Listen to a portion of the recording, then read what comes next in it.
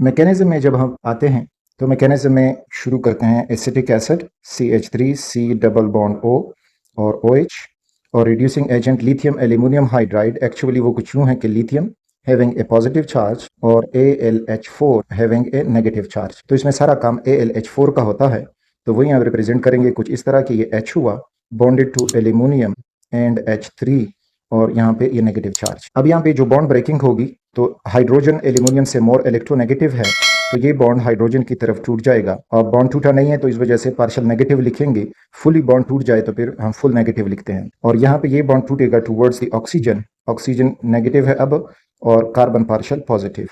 तो ये जो हाइड्राइड आयन है ये यहाँ से आके न्यूक्लियोफिलिक एडिशन कर जाएगा, यानी कार्बन पे अटैक करेगा। तो हमारा जो प्रोडक्ट होगा वो हो जाएगा CH3 C single bond O negative, यहाँ पे H आया और OH पहले से मौजूद था और आगे बना AlH3।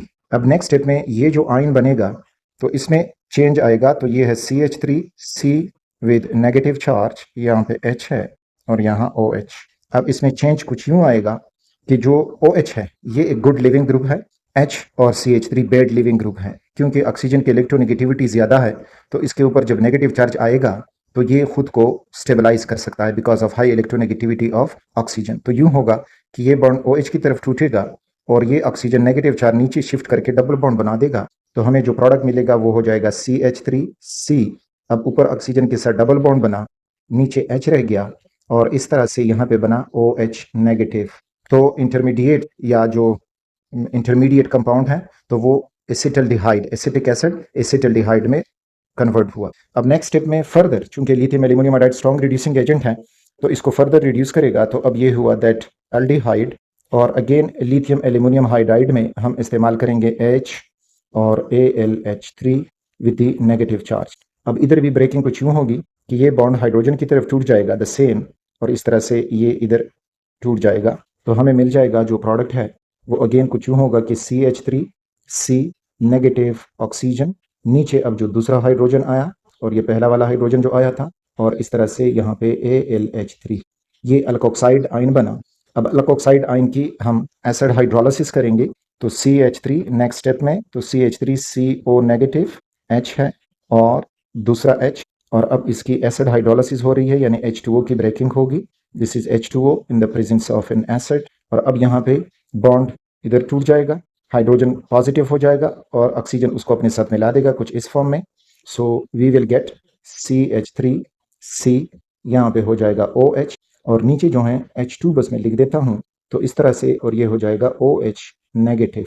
तो इस फॉर्म में हमारे पास इथेनॉल बन गया है, इथाइल अल्कोहल।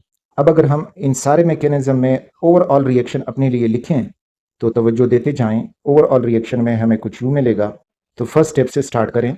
एसिटिक एसिड है, इंटरमीडिएट आयन बना, AlH3 बना, इंटरमीडिएट आयन फर्दर स्टेप में चला तो ये आयन इसके साथ कैंसिल हुआ।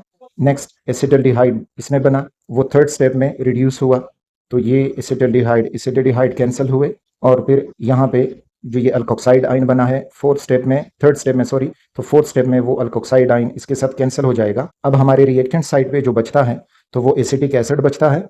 हम एसिटिक एसिड इधर लिखते हैं, this is acetic acid CH3COOH plus हमने पहले स्टेप में एक लिथियम एल्यूमिनियम हाइड्राइड इस्तेमाल किया और फिर जाके तीसरे स्टेप में एक लिथियम एल्यूमिनियम हाइड्राइड इस्तेमाल हुआ।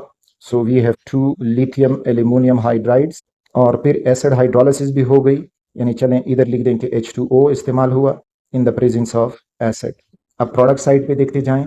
प्रोडक्ट साइड पे इस फर्स्ट स्टेप में एक AlH3 रहता है, अगले में OH रहता है, फिर AlH3 और फाइनल में इथेनॉल और OH।